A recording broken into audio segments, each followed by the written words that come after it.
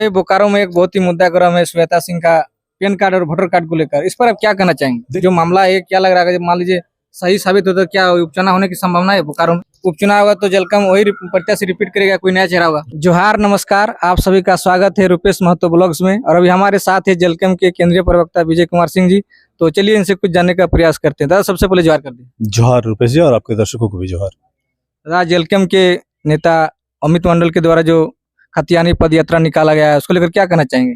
देखिए, खतियानी पद यात्रा को सबसे पहले उनको अमित मंडल जी को हमारी शुभकामनाएं हैं। और झारखंड की उपराजधानी दुमका से लेकर के वो राजधानी रांची तक की जो 20-21 दिन की जो पद यात्रा है उस पर निकले हुए हैं। और तमाम रास्तों पे जो पार्टी के हमारे समर्थक हैं, कार्यकर्ता हैं, जो नेता हैं, वो सभी लोग उनको सहयोग कर रहे हैं। और जहां जहां से ये यात्रा गुजर रही है वहां हमारे पार्टी के कार्यकर्ता उनके साथ हो रहे हैं। देखिए, जलकम क्या संदेश देना चाहती है? खतियानी के बारे में सबसे पहले हम लोग बात कर रहे थे कि ये सरकार नीति अपंगता की शिकार है। कि अगर आप स्थानीय नीति परिभाषित नहीं करते हैं और आप नियोजन नीति लेकर के आते हैं तो ये आधा अधूरा तैयारी हमको लग रहा है कि ये अच्छी नहीं है इस सरकार के लिए। और हम लोग ये मान करके चलते हैं, और इस यात्रा का उद्देश्य भी वही, हम लोग ये बात कर रहे हैं कि जो पॉलिसी पैरालिसिस की शिकार झारखंड की सरकार है उससे बाहर निकले, नीति बनाए। सबसे पहले जो लास्ट सर्विस सेटलमेंट और जो 1932 का जो खतियान है उसके आधार पर इनको स्थानीय नीति परिभाषित करनी चाहिए। और स्थानीय नीति परिभाषित करने के बाद नियोजन नीति बनानी चाहिए, विस्थापन नीति बनानी चाहिए। हम लोग बात कर रहे हैं कि जो सी ग्रेड और डी ग्रेड की जो नौकरी है उस पे जो झारखंडी है उनका अधिकार है, 100% आरक्षण की हम लोग मांग कर रहे हैं।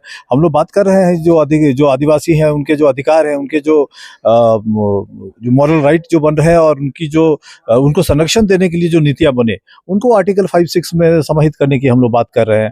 तो कहीं ना कहीं हमको लग रहा है कि झारखंड जो 25 साल का झारखंड अभी नीति अपंगता का शिकार हो गया, किसी तरह की कोई पॉलिसी नहीं है राज्य के अंदर, तो नीति बनानी चाहिए। इसलिए हम लोग स्थानीय नीति के आधार पर काम करने के लिए सरकार को प्रेरित कर रहे हैं। रुपेश जी, आपको पता है कि हमारी सरकार नहीं है और नहीं हम लोगों के समर्थन से सरकार है। तो इस सरकार को हम लोग बार बार ये आगाह करने की कोशिश करते हैं, ध्यान दिलाने की कोशिश करते हैं कि रचनात्मक विपक्ष होने के नाते मुद्दों की ओर हम लोग इंगित करते हैं। इसी बहाने, इसी यात्रा के जरिए झारखंड के लोगों को हम लोग फिर से पुनर्जागृत करने की कोशिश कर रहे हैं कि पिछले 3 सालों से जो आंदोलन टाइगर जयराम महतो जी के नेतृत्व में चल रहा है, JVKS के नेतृत्व में चला, और अब राजनीतिक दल बनने के बाद झारखंड लोकतांत्रिक क्रांतिकारी मोर्चा के बैनर तले जिस ढंग से हम लोग पॉलिटिकल एक्टिविटी कर रहे हैं उसमें नीति बहुत इंपॉर्टेंट है। सरकार को इस पर ध्यान देना चाहिए, काम करने की जरूरत है। अभी कुछ दिन पहले ऐलान हुआ है कि सरकार पंचायत स्तर में शराब की दुकानें खोलेंगी, इसको लेकर जलकम क्या स्टैंड रखती है? देखिए, एक तो जो शराब की जो नीति है उसको लेकर के हम लोग, देखिए, दारू वारू के खिलाफ है भाई। हम लोग नहीं चाहते हैं कि यहाँ पर जो साधन संपन्न राज्य है, 40% खनिज देने वाला राज्य है, वहाँ का युवा नशाखोरी करे, शराब के पीछे जाए। लेकिन रेवेन्यू को लेकर के और बहुत सारी चीजें होती हैं जिसको लेकर के सरकार फैसला करती है। लीकर पॉलिसी को लेकर के आपको पता है कि पिछली जो लीकर पॉलिसी बनी थी, विनय चौबे की अरेस्टिंग हो गई। वो जो उत्पाद कमिश्नर थे गजेंद्र सिंह की अरेस्टिंग हो गई। बाद में 2-3 GM की अरेस्टिंग हो गई। तो पिछली बार जो छत्तीसगढ़ मॉडल का जो बात किया गया था शराब नीति को लेकर के, वो भी फेल हो गया। और उस वक्त भी हम लोगों ने ये कहा था कि जो आउटसोर्सिंग कंपनी को मैन पावर सप्लाई करने के लिए लगाया गया है ये गड़बड़ी करेगी, और वही हुआ जिसका अंदेशा था। एक और दूसरी बात कि हम लोग तब भी कह रहे थे कि लिकर पॉलिसी में ट्रांसपेरेंसी नहीं है, और इस बार जो नई लिकर पॉलिसी बनी है उसमें भी ट्रांसपेरेंसी नहीं है, जो अभी शुरू होने वाला है 1 महीना के बाद। इसमें क्या है कि एक व्यक्ति को 12 दुकान अब दे रहे हैं, लेकिन जो थोक शराब का जो कारोबार है वो सरकार विभाग अपने पास रखी हुई है। इसका मतलब है कि कंपनियों के द्वारा जो उत्पाद बनाए जाएंगे, जो शराब बनाए जाएंगे, झारखंड के अंदर कौन सा ब्रांड बिकेगा ये विभाग तय करेगा। तो विभाग क्या फ्री में तय करेगा? अब तक जो भ्रष्टाचार की परिपाटी रही है झारखंड के अंदर, हमको लग रहा है कि कहीं ना कहीं विभाग कंपनियों के ब्रांड को क्लियर करने के लिए, ब्रांड को अप्रूव करने के लिए लोग पैसा लेंगे। तो जो पहले होता था कि अभी तो अधिकारी फंस रहे हैं, अगली बार हमको लग रहा है कि मंत्री और मुख्यमंत्री भी जेल जाएंगे। और जो आपने मूल सवाल पूछा है कि ग्रामीण क्षेत्रों पे शराब की दुकानें खुलेंगी, उसमें ग्राम सभा को अधिकार दिया गया है। हालांकि इन सब चीजों को बहुत ज्यादा प्रमोट करने की जरूरत नहीं है। और नई शराब नीति में चूंकि पेशा एक्ट भी वही कहता है कि स्थानीय स्तर पर जो शेड्यूल एरिया है उसमें जो नियम बने उसका क्लियरेंस ग्राम सभा से होना चाहिए। इसीलिए जो दारू बेचने का ये जो खोलने का जो प्रावधान ये लोग बना रहे हैं, व्यवस्था जो कर रहे हैं ग्रामीण स्तर पर, तो वहाँ पे अच्छा है। ग्राम सभा उस चीज को देखेगी और उस हिसाब से वो तय करेगी। बट फिर भी हम लोग शराब के फेवर में बहुत ज्यादा नहीं है। अगर बस चले तो हम लोग तो जैसे कि टाइगर जयराम महतो जी भी बार बार आह्वान करते हैं मंच के जरिए कि दारू से दूर रहिए, शराब से दूर रहिए। पार्टी का बस चले या हम लोग के अगर इख्तियार अगर होगा तो उस वक्त हम लोग पूर्ण शराबबंदी के बारे में भी विचार करेंगे झारखंड में। दादा, ये बोकारो में एक बहुत ही मुद्दा गर्म है श्वेता सिंह का पैन कार्ड और वोटर कार्ड को लेकर, इस पर आप क्या कहना चाहेंगे? देखिए, जहाँ तक इस प्रकरण का प्रश्न है, आपको पता है कि मात्र 7200 वोट जीत के अंतर से श्वेता सिंह जीती थी।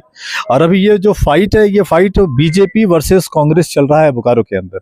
हम लोग रेफरी की भूमिका में है। पिछले बार हमारी कैंडिडेट को लगभग 39,000 के आसपास वोट आया था, यानी कि जेएलकेएम की प्रत्याशी के कारण जो समीकरण बदला, न सिर्फ बोकारो में, लगभग 15 सीटों पर एनडीए के प्रत्याशियों को हार का सामना करना पड़ा। बोकारो उसमें से एक था, चंदन क्यारी उसमें से था। तो मेरा कहने का मतलब है कि अगर 39,000 वोट ला करके हम लोगों ने समीकरण बदला था पिछली बार, तो इस बार फिर मैं आपसे कह रहा हूं कि इस बार चुनाव होने दीजिए। 3-4 दिन पहले मैं गया था केंद्रीय अध्यक्ष से मिलने के लिए, वहां भी चर्चा हुई है। हम लोग की पैनी नजर है कि क्या बोकारो में होने जा रहा है। हम लोग समय आने पर जो हमारा संसदीय बोर्ड है, जो सेंट्रल कोर कमेटी है, वो हम लोग तय करेंगे। जो प्रत्याशी हमारी पिछले बार रह चुकी थी वो रिपीट भी कर सकती है, नया प्रत्याशी भी आ सकता है, या कोई जेएलकेएम चौंकाने वाला फैसला भी कर सकता है बोकारो सीट पर। इसलिए मानसिक रूप से लोग तैयार रहें। हम लोग निश्चित तौर पर समीकरण को बदलेंगे और तरीके से बदलेंगे। कम से कम कांग्रेस और जेएमएम, जो एहसान फरामोश पार्टी है, जो ये एहसान भी मानने को तैयार नहीं है कि जेएलकेएम के राजनीति के कारण वो प्रचंड बहुमत से 56 सीटों के साथ आज झारखंड में सरकार चला रहे हैं। तो कम से कम उनको इस बात का ध्यान रखना चाहिए। कम से कम टाइगर जयराम महतो जी का और जेएलकेएम के कार्यकर्ताओं का आभार व्यक्त करना चाहिए। अब मैं लौटता हूं आपके मूल सवाल पर। आपने जो पूछा है कि इस प्रकरण पर पार्टी का कहना क्या है, हम लोग वेट एंड वॉच की स्थिति में है।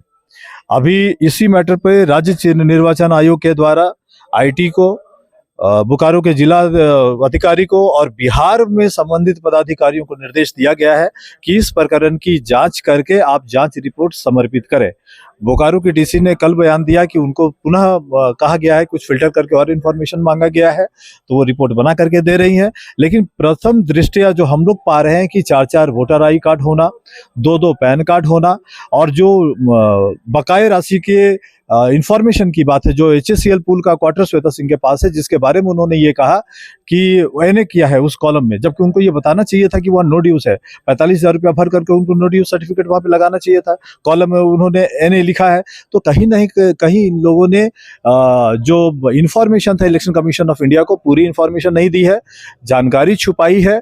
और एक बात और है कि एक टेक्निकल फॉल्ट भी है कि किसी भी भारतीय नागरिक का किसी भी कंडीशन पे 2 पैन कार्ड नहीं हो सकता है। जो 2019 में इन्होंने नॉमिनेशन फाइल किया उसमें पैन कार्ड का नंबर कुछ और है, और अब जो 2024 में जो नॉमिनेशन फाइल हुआ उसमें पैन कार्ड का नंबर कुछ और है। इसका सीधा मतलब यह है कि यह गंभीर आरोप है। मैं जो देख रहा हूं, जितनी समझ मुझे है, मुझे लग रहा है कि इनकी विधाई की जा रही है और बोकारो में उपचुनाव होने की संभावना है। क्या लग रहा था इससे जो मामला है, क्या लग रहा है मान लीजिए सही साबित होता, क्या उपचुनाव होने की संभावना है बोकारो में? नहीं, बिल्कुल। जब राज्य निर्वाचन आयोग फैसला करेगा, फिर चुनाव आयोग को इस पे डिसीजन लेना है। अभी वो अधिकारियों के संपर्क में है, उनसे वो रिपोर्ट मंगा रहे हैं, और जिस ढंग का रिपोर्ट हमको लग रहा है कि पहली बार बोकारो के उपायुक्त ने भेजा, अब फिल्टर करके नया इन्फॉर्मेशन और जा रहा है, इसी को और इनलार्ज कर रहे हैं और फिल्टर करके भेज रहे हैं लोग। तो कहीं ना कहीं हमको लग रहा है कि ये क्रिस्टल क्लियर केस होगा वायलेशन का, नॉर्म्स का, इलेक्शन कमीशन का। हमको लग रहा है कि इस मामले पर कार्रवाई होने जा रही है। मैं ये मानता हूं कि श्वेता सिंह की जो विधायकी है वो खतरे में है। क्या लग रहा है अगर उपचुनाव होगा तो जलकम वही प्रत्याशी रिपीट करेगा, कोई नया चेहरा होगा? ये फैसला संसदीय बोर्ड को करना है, ये फैसला केंद्रीय कोर कमेटी को करना है, टाइगर जयराम महतो जी को करना है। मैंने अभी कहा आपसे कि चुनाव अगर होता है, उपचुनाव अगर बोकारो के अंदर, तो पार्टी चौंकाने वाला फैसला करेगी। इस बात में बहुत सारी बातें छुपी हुई हैं रुपेश जी, समय आएगा तो लोगों को पता चलेगा। तो सोशल मीडिया में आपके खिलाफ भी बहुत सारे सोशल मीडिया में चर्चा चलती है, क्या आपको किसी प्रकार का कोई छवि खराब करने की कोई साजिश? देखिए, लोग करते रहते हैं, राजनीति है, लोग षड्यंत्र करते रहते हैं, लेकिन उसमें क्या उसको दूसरे कामयाबी पार्टी मिलनी के चाहिए। लोग हैं या जलकम पार्टी से ही जुड़े लोग? नहीं, निश्चित तौर पे हो सकता है। देखिए, राजनीति में कुछ भी हो सकता है। आपको पता है कि एक चिट्ठी मेरे नाम से वायरल कर दिया गया, आधा घंटा के अंदर हमको क्लीन चिट मिला। टाइगर जयराम महतो जी से हमारी बात हुई, पार्टी के तमाम बड़े नेताओं ने हमसे बात किया कि विजय, हमको पता है कि क्या कुछ हो रहा है, लेकिन आप थोड़ा एक तरीका बदलिए कि आप जो डिजिटल चिट्ठी जो जारी करते हैं संगठन के मामले में, आप उसको हार्ड कॉपी पे जाइए। तो इसके बाद देखिए, उसके बाद जो मैंने चिट्ठियां जारी की हैं उसमें हार्ड कॉपी है, उसमें मेरा स्टाम्प आ रहा है, रेफरेंस नंबर पेन से लिखा जा रहा है, डेट मैं पेन से चढ़ा रहा हूँ। तो लोगों ने प्रयास तो किया, लेकिन सफलता तो मिली नहीं उनको। तो जहां हमको लग रहा है कि जो कुलसित मानसिकता के लोग हैं, जो गलत मानसिकता के लोग हैं, वो अगर गलत इंटरेस्ट से अगर आपको टारगेट करते हैं तो उनको सफलता नहीं मिलती है। कहीं ना कहीं सच सच होता है, और हम लोग हमेशा सच पे चलते हैं, इसलिए हम लोग इस बात की चिंता नहीं करते। दादा, विनोद बिहारी महतो यूनिवर्सिटी में मुख्यमंत्री का प्रोग्राम था, तो वहाँ पर मुख्यमंत्री से ज्यादा चर्चा जयराम महतो का था। तो क्या लग रहा था 2029 में जो दिन के दिन जयराम महतो की लोकप्रियता बढ़ती जा रही है, क्या 29 में जलकम पार्टी पूर्ण बहुमत की सरकार बना सकती है? नहीं रुपेश जी, हमको लग रहा है कि ये पहला इतिहास का उदाहरण भी है कि एक छात्र अपने ही कॉलेज में बतौर अतिथि पहुंचते हैं, और उस कार्यक्रम के अंदर अगर मुख्यमंत्री मौजूद हो, माननीय राज्यपाल अगर मौजूद हो, और दोनों ही अगर सिर्फ उनके नाम को अगर उद्धृत करते हैं, उनके नाम का अगर सिर्फ उल्लेख करते हैं, तो कहीं ना कहीं पार्टी के लिए गर्व का विषय है, टाइगर जयराम महतो जी के लिए भी गर्व का विषय है।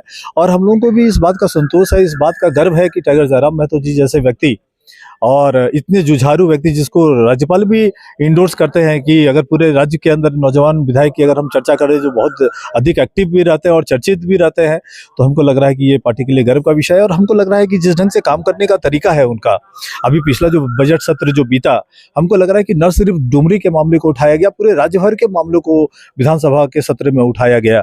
तो कहीं ना कहीं हमको लगता है कि एक मास लीडर बनकर के टाइगर जयराम महतो जी उभर रहे हैं, पार्टी के लिए संतोष का विषय है। और जेएलकेएम के लिए गर्व का भी विषय है कि टाइगर जयराम महतो जी जैसा केंद्रीय अध्यक्ष पार्टी के पास है। पार्टी उनके नेतृत्व में तरक्की कर रही है। पार्टी का जो राजनीतिक प्रभाव है वो राज्य के अंदर बढ़ रहा है। आप कह रहे हैं 2029 को लेकर के, हमको लग रहा है कि पार्टी 2029 में अच्छा प्रदर्शन करेगी, और हमको लग रहा है कि हम लोग सत्ता के बहुत करीब होंगे, या अगर भगवान ने चाहा तो हम लोग सत्ता में होंगे। बहुत बहुत धन्यवाद। शुक्रिया आपका, बहुत बहुत धन्यवाद।